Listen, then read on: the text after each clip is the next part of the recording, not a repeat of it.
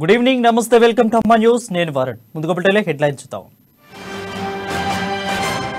హైదరాబాద్ పై కేటీఆర్బీ ఆత్మహత్య ప్రకటనలే ప్రభుత్వ నిర్లక్ష్యంతో ప్రజలు చనిపోతున్నారన్న రేవంత్ రెడ్డి. ఖమ్మంలో వరద ప్రాంతాల్లో పర్యటించిన పొగులేటి అధికారంలోకి వచ్చిన వెంటనే కరకట్ట నిర్మిస్తామని హామీ. వరదలతో అల్లాడుతున్న ప్రజలకు గాలి కుదిలేశారన్న మహేష్ కుమార్ గౌడ్. అయ్యగారు ఫామ్ హౌస్ లో యువరాజు ప్రతిభంలో ఉంటున్నారని విమర్శ. భద్రాచలం దగ్గర ఉగ్రరూపం దాల్చిన గోదావరి 55 అడుగులు చేరుకున్న నీటి మట్టం.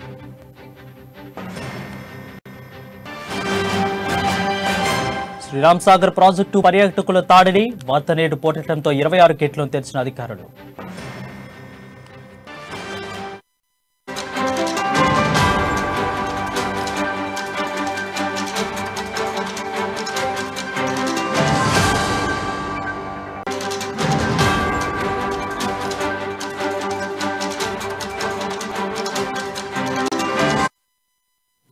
బులెటిన్లో బ్రేకింగ్ చూస్తున్నాం. రాష్ట్ర ప్రభుత్వ నిర్లక్ష్యంతో వరదల్లో పలువురు ప్రాణాలు కోల్పోయారని టీపీసీసీ అధ్యక్షులు రేవంత్ రెడ్డి అన్నారు.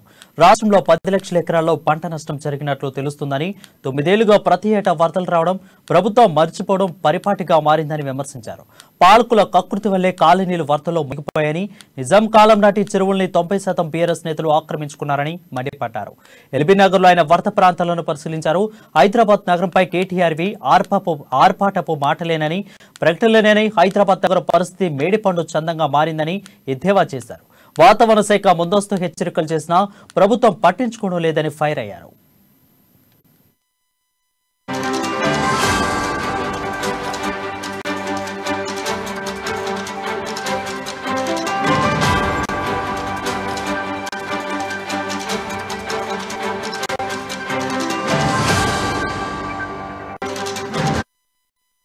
బ్రిటన్లో బ్రేకింగ్ చూస్తున్నాం. రాష్ట్ర ప్రభుత్వ నిర్లక్ష్యంతో వరదల్లో పలువురు ప్రాణాలు కోల్పోయారని టీపీసీసీ అధ్యక్షులు రేవంత్ రెడ్డి అన్నారు. రాష్ట్రంలో 10 లక్షల ఎకరాల్లో పంట నష్టం జరిగినట్లు తెలుస్తుందని, 9 ఏళ్లుగా ప్రతి ఏటా వరదలు ప్రభుత్వం మారిపోవడం పరిపాటిగా మారిందని విమర్శించారు. పాలకుల కాలనీలు వరదల్లో మునిగిపోయాయని, నిజాం కాలం నాటి చెరువులని 90% బీఆర్ఎలు ఆక్రమించుకున్నారని మండిపడ్డారు. ఎల్బీనగర్ లో ఆయన వరద ప్రశ్నించారు. హైదరాబాద్ నగరంపై కేటీఆర్వి ఆర్పాటపు ప్రకటనలేనని, హైదరాబాద్ నగర పరిస్థితి మేడిపండు చందంగా మారిందని ఎద్దేవా చేశారు. వాతావరణ శాఖ ముందస్తు హెచ్చరికలు చేసినా ప్రభుత్వం పట్టించుకోవడం లేదని ఫైర్ అయ్యారు.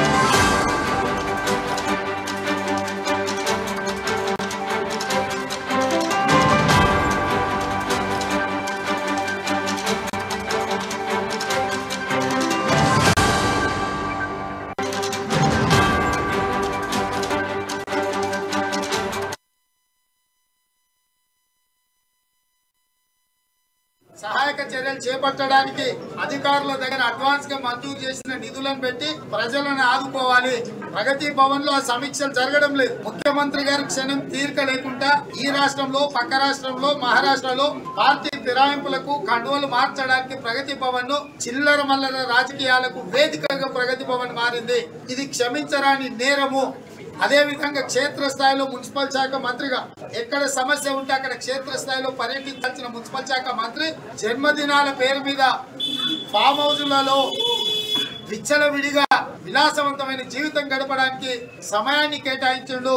వాళ్ళ శ్రేణులందరూ కూడా ప్రభుభక్తి ప్రదర్శించడానికి, ఈ భక్తి ఏందో నాకు అర్థం కాలేదు కానీ కుక్కల కంటే ఎక్కువ విశ్వాసం ప్రకటించాలని పేపర్లలో ఫుల్ పేజీ ప్రకటనలు ఇచ్చి ఆర్భాటాలు చేస్తున్నారు. అన్ని కోట్ల రూపాయలు కొట్టుకపోయి సర్వం కోల్పోయిన పేదలకు సహాయక చర్యలల్లా వాళ్లకు కనీసం బట్టలో, భోజనమో, నిలవడానికి నీడనో, తాత్కాలికమైన వసతులు ఏర్పాటు చేయడానికి ఆ డబ్బులు ఖర్చు పెట్టాల్సిన ఈ దోపిడీ సొమ్ము టీవీలలో, పేపర్లలో, తాటికాయ అక్షరాలలో ఆయన గారి జన్మదిన కార్యక్రమాలు జరుపుతున్నారు. దోపిడీ సొమ్ము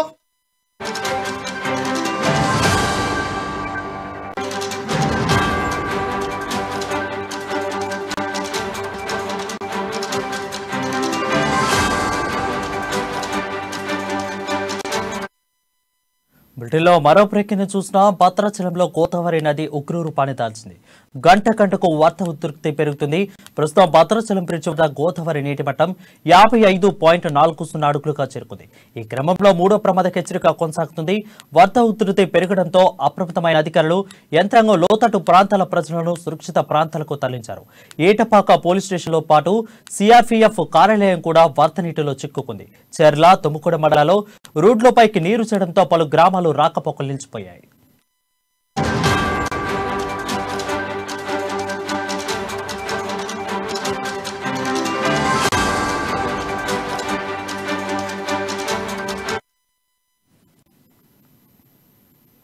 బ్రిటన్లో బ్రేకింగ్ చూసిన భద్రాచలంలో గోదావరి నది ఉగ్ర రూపాన్ని దాల్చింది. గంట గంటకు వరద ఉధృతి పెరుగుతుంది. ప్రస్తుతం భద్రాచలం బ్రిడ్జ్ వద్ద గోదావరి నీటి మట్టం 55.40 అడుగులకు చేరుకుంది. ఈ క్రమంలో మూడో ప్రమాద హెచ్చరిక కొనసాగుతుంది. వరద ఉధృతి పెరగడంతో అప్రమత్తమైన అధికార యంత్రాంగం లోతట్టు ప్రాంతాల ప్రజలను సురక్షిత ప్రాంతాలకు తరలించారు. ఏటపాక పోలీస్ స్టేషన్తో పాటు సిఆర్ఎఫ్ కార్యాలయం కూడా వరద నీటిలో చిక్కుకుంది. చెర్ల, తుమ్ముకూడ మండలాల్లో రోడ్లపైకి నీరు చేరడంతో పలు గ్రామాలకు రాకపోకలు నిలిచిపోయాయి.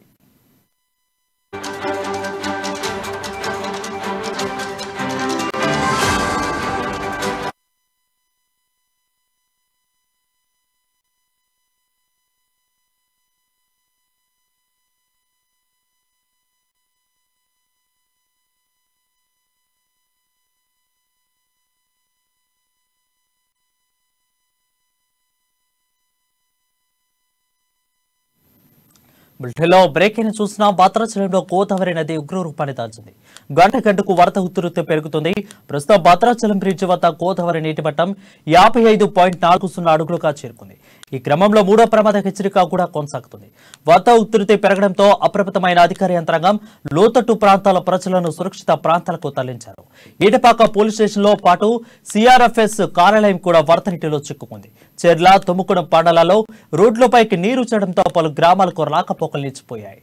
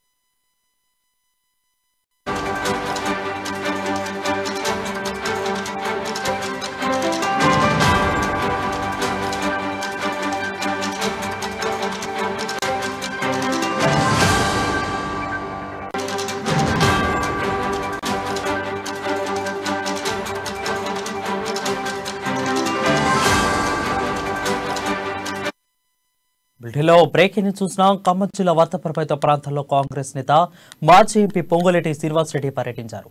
వరద బాధితులకు చేయూతనిచ్చారు. బాధితులందరికీ నిత్యావసర సరుకులను పంపిణీ చేశారు. ఈ సందర్భంగా సీఎం కేసీఆర్ పై పొంగులేటి మండిపడ్డారు. గతంలో సీఎం కేసీఆర్ పర్యటించి నిధులు ప్రకటించారని, అయితే అవి ఇప్పటికీ కూడా విడుదల కాలేదని ఆగ్రహం వ్యక్తం చేశారు. కాంగ్రెస్ అధికారంలోకి వచ్చిన వెంటనే కరకట్ట నిర్మిస్తామని చెప్పారు. వరద బాధితులకు తక్షణమే 25,000 రూపాయలు సాయం అందించాలని పొంగులేటి డిమాండ్ చేశారు. చనిపోయిన వారి కుటుంబ సభ్యులు బాధ్యత ప్రభుత్వం తీసుకోవాలని సూచించారు.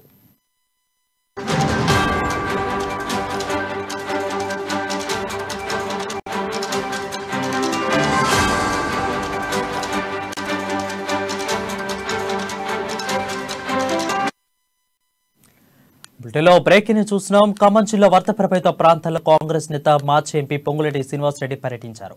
వరద బాధితులకు చేతినిచ్చారు. బాధితులందరికీ నిత్యావసర సరుకులను పంపిణీ చేశారు. ఈ సందర్భంగా సీఎం కేసీఆర్ పై పొంగులేటి మండిపడ్డారు. గతంలో సీఎం కేసీఆర్ పర్యటించి నిధులు ప్రకటించారని, అయితే అవి ఇప్పటికీ కూడా విడుదల కాలేదని ఆగ్రహం వ్యక్తం చేశారు. కాంగ్రెస్ అధికారంలోకి వచ్చిన వెంటనే కరకట్ట నిర్మిస్తామని చెప్పారు. వరద బాధితులకు తక్షణమే 25,000 రూపాయల సాయం అందించాలని పొంగులేటి డిమాండ్ చేశారు. చనిపోయిన వారి కుటుంబ బాధ్యత ప్రభుత్వం తీసుకోవాలని సూచించారు.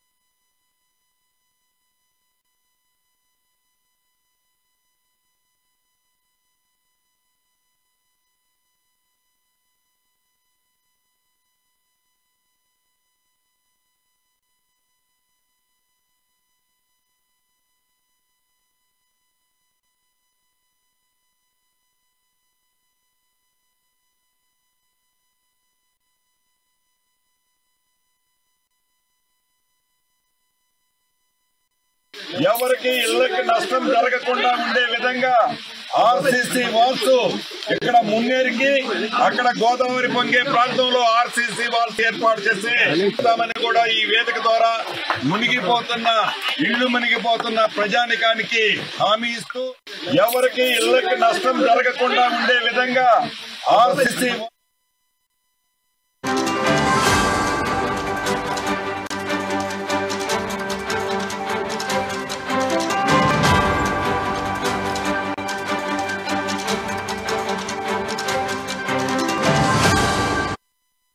బిల్టెలో బ్రేకింగ్ చూసిన ఉప్పల్ నుండి నారపల్లి వరకు కేంద్ర ప్రభుత్వ నిధులతో నిర్మించ తలపెట్టిన ఎలివేటర్ కారిడార్ పనుల్లో జాప్యంలో కేంద్ర రాష్ట్ర ప్రభుత్వాలవి దొంగ నాటకాలని టీపీసీసీ చీఫ్ రేవంత్ రెడ్డి అన్నారు.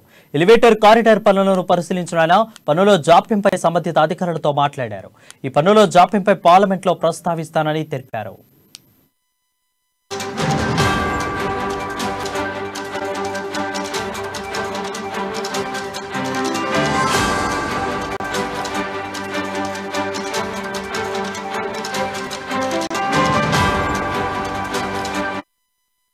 బులెటిన్లో బ్రేకింగ్ చూసినాం. ఉప్పల్ నుండి నారపల్లి వరకు కేంద్ర ప్రభుత్వ నిధులతో నిర్మించి తలపెట్టిన ఎలివేటర్ కారిడార్ పనుల జాప్యంలో కేంద్ర రాష్ట్ర ప్రభుత్వాలవి దొంగ నాటకాలేనని టీపీసీసీ చీఫ్ రేవంత్ రెడ్డి అన్నారు. ఎలివేటర్ కారిడార్ పనులను పరిశీలించిన ఆయన పనుల జాప్యంపై సంబంధిత అధికారులతో మాట్లాడారు. ఈ పనుల జాప్యంపై పార్లమెంట్లో ప్రస్తావిస్తానని తెలిపారు.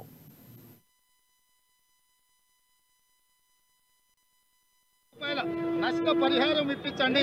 పంట కోల్పోయిన ప్రతి ఎకరాకు 30,000 నష్టపరిహారాన్ని ఇప్పించడానికి కేంద్ర ప్రభుత్వం నుంచి నిధులు తీసుకురావాల్సిందిగా కిషన్ రెడ్డి గారిని కూడా డిమాండ్ చేస్తున్నారు. ఇవన్నీ కూడా ఆడంబర ప్రకటనలు చేయడానికి పనికొస్తుంది. బంగారు తెలంగాణ అని ఎట్లయితే పొందలగడ్డ తెలంగాణ చేసిండ్రో ఇవాళ తెలంగాణలో ఎక్కడ కూడా పేదల ప్రాణాలు పోతున్నాయి, ఆస్తులు నష్టపోతున్నాయి. ఈ ఆర్భాటపు ప్రకటనలు కానీ క్షేత్రస్థాయిలో పర్యటనకు వస్తే ఇది ఆఫ్ఘనిస్తాన్ అయిందా లేకపోతే ఆఫ్రికా అయిందా ఏమైందో ప్రజలు చెప్తారు. ఇస్తాంబుల్, డల్లాస్ ఈ రెండు కేసీఆర్ చూడే మరి ఏడో చూసిండో ఎవరిని చెప్తుండో నాకైతే అర్థం కాలేదు. నష్టపరిహారం ఇప్పించండి. పంట కోల్పోయిన ప్రతి ఎకరా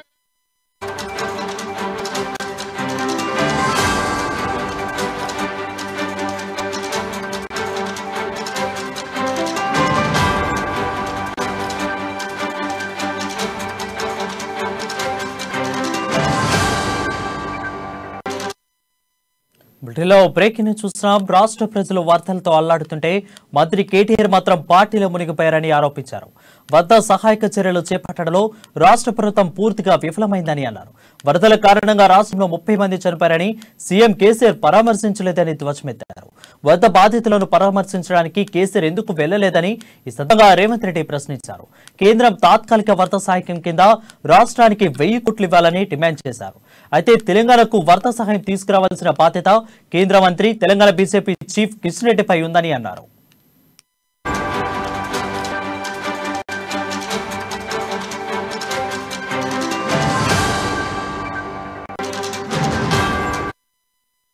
బులెటిన్లో బ్రేకింగ్ చూస్తున్నాం. రాష్ట్ర ప్రజలు వరదలతో అల్లాడుతుంటే మంత్రి కేటీఆర్ మాత్రం పార్టీలో మునిగిపోయారని ఆరోపించారు. వరద సహాయక చర్యలు చేపట్టడంలో రాష్ట్ర ప్రభుత్వం పూర్తిగా విఫలమైందని అన్నారు. వరదల కారణంగా రాష్ట్రంలో 30 మంది చనిపోయారని సీఎం కేసీఆర్ పరామర్శించడం లేదని ధ్వజమెత్తారు. అయితే వరద బాధితులను పరామర్శించడానికి కేసీఆర్ ఎందుకు వెళ్లలేదని ఈ సందర్భంగా రేవంత్ రెడ్డి ప్రశ్నించారు. కేంద్రం తాత్కాలిక వరద సహాయం కింద రాష్ట్రానికి 1000 కోట్ల రూపాయలు ఇవ్వాలని డిమాండ్ చేశారు. తెలంగాణకు వరద సహాయం తీసుకురావాల్సిన బాధ్యత కేంద్ర మంత్రి తెలంగాణ బీజేపీ చీఫ్ కిషన్ రెడ్డిపై ఉందని అన్నారు.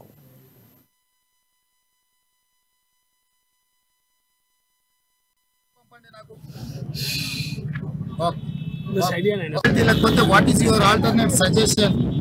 డామినేట్ చేస్తారా, కొత్త టెండర్ పిలుస్తారా, లేకపోతే సేమ్ ప్రైస్ మీద వేరే వాళ్ళకి ఎవరికైనా 60C కింద టర్మినేట్ చేసి వేరే వాళ్ళకి ఇస్తారా? మీ దగ్గర ఏదైనా యాక్షన్ ప్లాన్ లేకపోతే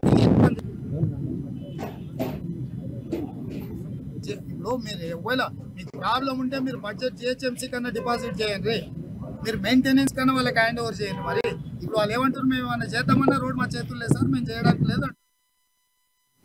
రాష్ట్రంలో ఉన్న విపత్తులపై 2 కమిటీలు ఏర్పాటు చేస్తామన్నారు టీ కాంగ్రెస్ కిసాన్ నేత కోదండరెడ్డి. ఈ విపత్తు విషయంలో ప్రభుత్వం తీరు దారుణంగా ఉందన్నారు. పంట నష్టాన్ని అంచనా వేసి నష్టపరిహారం ఇవ్వాలని కోర్టు చెప్పిన ప్రభుత్వం నుండి ఎలాంటి స్పందన లేదని అన్నారు.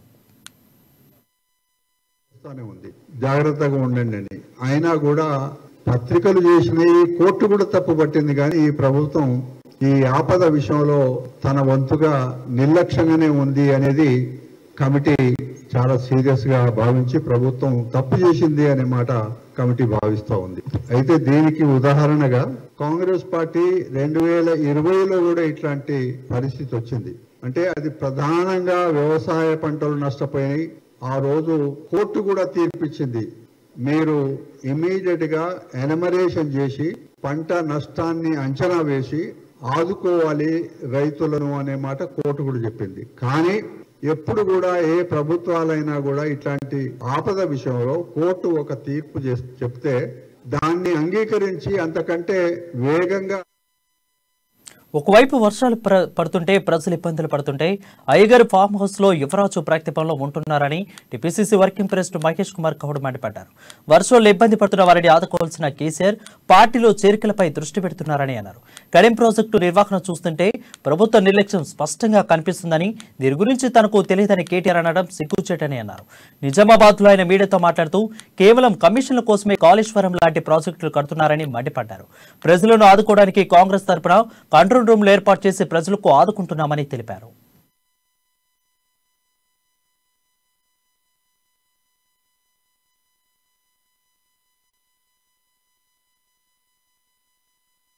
దూరదృష్టి లేనటువంటి ముఖ్యమంత్రి కేసీఆర్ మనకు ఉండడం, వారు నమ్ముకున్న సిద్ధాంతం మినిమం గవర్నెన్స్ మ్యాక్సిమం కలెక్షన్స్. అసలు రాష్ట్రంలో ప్రభుత్వ పరంగా ఆయన ఇచ్చే సమయం ఎంత, ఆయన పెట్టే శ్రద్ధ ఎంత, వీళ్ళ విపరీతమైన వానలు పడుతూ రాష్ట్రమంతా కూడా గగ్గోలు పెడుతున్న తరుణంలో పార్టీలో చేరికల మీద శ్రద్ధ పెట్టినాడు. మహారాష్ట్రకి వెళ్తాడు, మహారాష్ట్రకి నాయకులు తెచ్చుకుంటాడు. మా దగ్గర ఒక డీసీ అధ్యక్షుడు చేర్చుకోవడానికి ఆయన ప్రగతి భవన్ నుంచి నిద్రలేసి పరుగున వస్తాడు. అనునిత్యం రాజకీయాలు తప్ప ఈ రాష్ట్ర పరిస్థితుల పైన ప్రభుత్వ పరంగా ఆయన దృష్టి పెట్టి చేసేటువంటి కార్యక్రమాలు శూన్యం. పరిపాలన దక్షత లేని వల్ల ఇవాళ విపరీతమైన ప్రాణ నష్టం జరిగింది, ఆస్తి నష్టం జరిగింది. హైదరాబాద్ టౌన్ చూసుకున్నా, హైదరాబాద్ మహానగరం చూసుకున్నా, ప్రతి చోట కూడా ప్రభుత్వం యొక్క వైఫల్యం కనబడతా ఉంది. ప్రభుత్వం యొక్క రేవంత్ రెడ్డిపై హరీష్ రావు విమర్శలు సరైంది కాదన్నారు మాజీ ఎమ్మెల్యే ఈరవర్తి అనిల్. హరీష్ రావు తలసాని శ్రీనివాస్ ని మీరు మంత్రులుగా చేసినప్పుడు చంద్రబాబు పార్టీ గుర్తుకు రాలేదా అని ప్రశ్నించారు. తెలంగాణ ఉద్యమ సమయంలో తలసాని కేసీఆర్పై మాట్లాడిన మాటలు తెలియవా అని గుర్తు చేశారు. హరీష్ రావు తెలంగాణ ఉద్యమాన్ని వాడుకొని తెలంగాణ వనరులు దోచుకున్న దుర్మార్గుడని ఈరవర్తి అనిల్ విమర్శలు గుప్పించారు. హరీష్ రావు గారు ఎంత దుర్మార్గుడు అంటే తెలంగాణ ఉద్యమాన్ని వాడుకొని తెలంగాణ రాష్ట్రం సాధించిన తర్వాత తెలంగాణ వనరులన్నింటినీ కూడా దోచుకున్న దుర్మార్గుడు హరీష్ రావు. ఆ రోజు శ్రీకాంతాచారి సెల్ఫ్ ఇమోలేషన్ కూడా ఈ దుర్మార్గుడు హరీష్ రావు. ఇవాళ శ్రీకాంతాచారి చనిపోవడానికి కారణం కూడా ఇలాంటి దుర్మార్గులు రాష్ట్రాన్ని దోచుకొని తింటున్నారు. తెలంగాణ ప్రజల మనోభావాలను వాడుకొని, తెలంగాణ సెంటిమెంట్ని వాడుకొని ఈ రాష్ట్ర ప్రజలకు, ముఖ్యంగా బలహీన వర్గాలకు, మైనారిటీలకు, ఎస్సీలకు, ఎస్టీలకు, అణగారిన వర్గాలకు అన్యాయం చేస్తూ భూములలో వాటాలు తీసుకుంటూ, పవర్లో వాటాలు తీసుకుంటూ ఇవాళ రాష్ట్రాన్ని ఘోరంగా దోపిడీ చేసి. నిజామాబాద్ జిల్లా శ్రీరామ్ సాగర్ ప్రాజెక్టు పర్యాటకుల తాకిడి మొదలైంది. ఎగువ నుంచి భారీ వరద నీరు రావడంతో పాటు గత వారం రోజుల నుండి భారీ వర్షాలు కురవడంతో ప్రాజెక్టు జలకళ సంతరించుకుంది. దీంతో అధికారులు 26 గేట్లు ఎత్తి నీటిని దిగువకు విడుదల చేశారు. మరోవైపు ప్రాజెక్టు నిర్మించి 60 సంవత్సరాలు పూర్తయిన సందర్భంగా ఎస్ఆర్ఎస్పీ అద్భుత అందాలను చూసేందుకు పర్యాటకులు క్యూ కడుతున్నారు. అయితే నిండుకుండలా మారిన ఎస్ఆర్ఎస్పీ ప్రాజెక్టును చూడడానికి చాలా సంతోషంగా ఉందంటున్న పర్యాటకులతో మా నిజామాబాద్ ప్రతినిధి Naveen face to face. Telangana వరప్రదాయన బట్టి నిజాం ఎస్ఆర్ఎస్పీ ప్రాజెక్టు జలకళ సంతరించుకుంది. ఎక్కువ భారీ వర్షాలకు గత వారం రోజుగా కురవడంతో కూడా పూర్తిగా ఎస్ఆర్ఎస్పీ నీటి మట్టం పూర్తిగా నిండుకుండేలా తలపిస్తున్న పరిస్థితి కనిపిస్తుంది. అయితే ఇది అద్భుత ఆందోళన చూసేందుకు కూడా ఇటు నిజామాబాద్ జిల్లాతో పాటు చుట్టుపక్కల జిల్లా నుండి చాలా మంది ప్రజలు ఇక్కడికి వచ్చి సందర్శనలు వస్తున్న పరిస్థితి కనిపిస్తుంది. దీనిపై మనతో మాట్లాడడానికి కొంతమంది సందర్శకులు రెడీ మరుచుకుని చెప్పండి మేడం, ఇక్కడ వచ్చారు ఎలా అనిపిస్తుంది? మీరు ఎక్కడికి వచ్చారు? మేము ఆర్మర్ జెంటల్స్ కి ప్లే స్కూల్ నుండి వచ్చినాం సార్. చాలా సంతోషంగా ఉంది. మా టీచర్స్ మా కాపర్ నుంచి టీచర్ మా స్టాఫ్ తోటి వచ్చాం. చాలా 42 గేట్స్ ఉంటాయి. చాలా ఆహ్లాదకరంగా ఉంది. రెండే సందర్భంగా కూడా మీరు రావడం చాలా సంతోషంగా ఉంది. మాకు ఆపర్చునిటీ ఇచ్చినందుకు థ్యాంక్ యూ సార్. మీరు చెప్పండి, మీరు ఎప్పుడైనా వచ్చారా ఇక్కడికి? ఎలా అనిపిస్తుంది మీకు? ఇదివరకు నేను ఇక్కడికి వచ్చాను సార్, కానీ పర్సనల్ గా ఫ్యామిలీతో వచ్చాము, అది వేరే విషయం. ఇది స్కూల్ తరపున వచ్చాం, టీచర్స్ తో కొలీగ్స్ అందరు రావడం ఇంకా ఆనందంగా ఇస్తుంది. అంతేకాకుండా ఇక్కడ 60 సంవత్సరాలు పూర్తి చేసుకుంది ఇంకా గర్వంగా చెప్పుకోవచ్చు. ఎందుకంటే ఇది మన జిల్లా కాబట్టి. ఇక్కడ అంతా కూడా నీళ్ళన్నీ స్టోర్ అయినాయి, నిండుకుండలాగా ఉంది. మనము పాఠ్యాంశాల్లో చెప్తాము, కానీ చెప్పిన దానికన్నా కూడా చూసింది ఎంతో మనకి ఫీలింగ్ ఇస్తుంది. దాన్ని చూసిన ఫీలింగ్ కలిగినప్పుడు కూడా చాలా ఆనందంగా ఉంటుంది. పిల్లలకు చెప్పేటప్పుడు కూడా దీన్ని ఎక్స్ప్లెయిన్ చేయడానికి ఈజీగా పిల్లలకి చెప్పే విధంగా మనం మాట్లాడవచ్చు పిల్లలతో. మీరు చెప్పండి సార్, మీరు ఎప్పుడైనా వచ్చారా? ఎలా అనిపిస్తుంది? ఇక్కడ పిల్లల్ని కూడా తీసుకొచ్చారు, ఎక్కడికి వచ్చారు మీరు? మేము ఆర్మూరు నుంచి వచ్చాం సార్, నిజామాబాద్ జిల్లా ఆర్మూరు. ఇవాళ మనకు 60 years సెలబ్రేషన్ ఉందని ముందే తెలుసు. మనం రావాలని అనుకున్నాం, అనుకోకుండా ఇవాళ మనకు సెలవు రావడం జరిగింది. రాష్ట్ర ప్రభుత్వంతో సెలవు ఇవ్వడం జరిగింది. సో ఇదే అవకాశంగా తీసుకొని మేము ఖచ్చితంగా స్టాఫ్ ని తీసుకురావాలనే సంకల్పంతో ఇవాళ తెచ్చాం. వాళ్ళకు కూడా కొంత అవేర్నెస్ వస్తే వాట్ ఈజ్ వాట్ అనేది, ఎస్ఆర్ఎస్పీ ఏంటిది, జలకళ ఎలా ఉంది, ఇక్కడ ఏం జరుగుతుంది, గేట్స్ ఎన్ని ఉన్నాయి, ప్లస్ విద్యుత్ ఉత్పత్తి ఎలా జరుగుతుంది, ఇక్కడ నుంచి ఉత్పత్తి అయినటువంటి ప్రొడక్షన్ అయినటువంటి ఎలక్ట్రిక్ కరెంట్ మనం ఎలా సప్లై చేస్తున్నాం, ఇదంతా వివరిద్దాం, వాళ్ళకు ఒక నాలెడ్జ్ ఇద్దామనే ఉద్దేశంతో ఇవాళ ఇక్కడ రావడం జరిగింది. Thank you sir. 60వ వసంతోత్సవ శుభ సంతోషంలో అందరికీ శుభాకాంక్షలు జిల్లా ప్రజలకు. కూడా చెప్తున్నారు ఈ అద్భుత దృశ్యాలను చూడేందుకు వచ్చామని చెప్పి, ముఖ్యంగా చాలాసార్లు వచ్చినప్పటికీ ఇప్పుడు 60 సంవత్సరాలు పూర్తి చేసిన సందర్భంగా ఇక్కడ రావడం చాలా ఆనందంగా ఉందని చెప్పి, ఇటు నిండకుండలకు కూడా సర్పించడం కూడా చాలా అద్భుతంగా ఉన్నాయని చెప్పి చెప్తున్నారు. ముఖ్యంగా ఇటు పిల్లలకు అవేర్నెస్ చేసేందుకు, ఇక్కడ కరెంట్ ఎలా ఉత్పత్తి అవుతుంది, ఎలా ఎక్కడికి వాటర్ వస్తాయి, ఎలా ఉంటుందని చెప్పి చెప్పేందుకు కూడా పిల్లలకు చూపేందుకు ఇక్కడికి తమ స్కూల్ నుండి తీసుకొచ్చామని చెప్పి కూడా పాఠశాల సిబ్బంది చెప్తున్న పరిస్థితి పతనం కనిపిస్తుంది. కెమెరా మైపాల్తో నవీన్, అమ్మాని, నిజామాబాద్. పెళ్లైన ఏడాదికే భార్యను హత తీర్చాడు ఓ రాజకీయ నేత కుమారుడు. హత్యను గుండుపోటుగా చిత్రీకరించి కేసును తప్పుతో పట్టించే ప్రయత్నం కూడా చేశాడు. పోలీసులు చొరవతో అసలు నిజాలు వెలుగులోకి వచ్చాయి. కాంగ్రెస్ నేత రంగసాయిరెడ్డి కుమారుడు వల్లభరెడ్డి గతేడాదికి ఒక యువతిని పెద్దల సమక్షంలో వివాహం చేసుకున్నాడు. పెళ్లైన కొద్ది రోజులకే దంపతుల మధ్య వివాదాలు చోటు చేసుకున్నాయి. దాంతో పథకం ప్రకారం భార్యను హత్య చేసి దాన్ని ప్రమాద సేవతో ఏర్పడిన మరణంగా చిత్రీకరించాలనుకున్నాడు. రాజకీయ పలుకుబడితో కేసును తారుమారు చేయాలనుకున్నాడు. కానీ పోస్ట్ మార్టం నివేదికలో అసలు నిజాలు వెలుగులోకి వచ్చాయి. హత్య సాక్ష్యాలను చెరిపేసినట్టుగా నిర్ధారించిన పోలీసులు ఐపీసీ సెక్షన్ 201, 302 కేసులు నమోదు చేసి నిందితుడిని అరెస్ట్ చేసినట్లు తెలిపారు.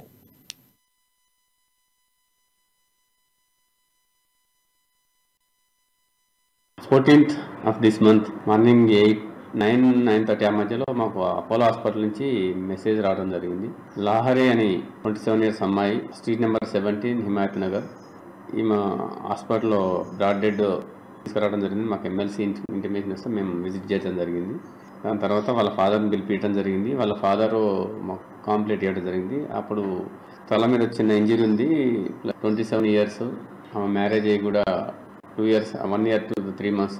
సో ఇవన్నీ మేము దృష్టిలో పెట్టుకొని మేము 1.4 CRPC సస్పీషియస్గా కేసు ఇచ్చడం జరిగింది. పోస్ట్ మార్టం రిపోర్ట్లో ఆమె బాడీలో కొన్ని ఇంజరీస్ ఉన్నాయి. సో అబ్డామిన్లో కంట్యూషన్ ఇంజరీస్ ఉన్నాయి, 2.5 liters బ్లడ్ క్లాట్ అయి ఉంది. So post mortem report based మేము 302, 201 కేసు ఆల్టర్ చేయడం జరిగింది. ఆల్టర్ చేసిన తర్వాత కామారెడ్డి జిల్లా బాన్సువాడ పట్టణంలో ఉధృతంగా ప్రవహిస్తున్న కల్కి చెరువును స్పీకర్ పోచారం శ్రీనివాసరెడ్డి సందర్శించారు. ఇటీవల కురిసిన వర్షాలకు పలు జిల్లాల్లో చెరువులు, కుంటలు, కట్టలు తెగిపోయి వరద నీరు గ్రామాలకు చేరిందని ఆయన అన్నారు. అది వరదలకు భారీగా ఆస్తి నష్టం, ప్రాణ నష్టం సంభవించిందని అన్నారు. రాబోయే రోజుల్లో భారీ వర్షాలు కురిసే ఛాన్స్ ఉందని అధికారులు అప్రమత్తంగా ఉండాలని సూచించారు.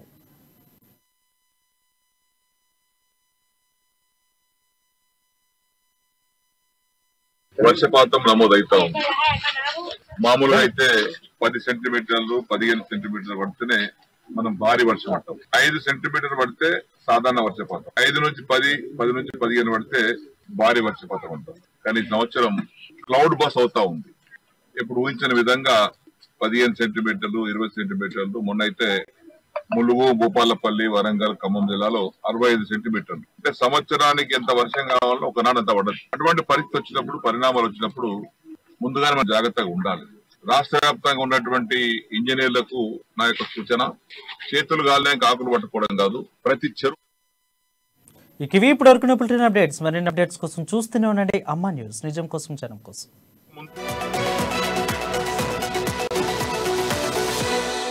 అమ్మంటే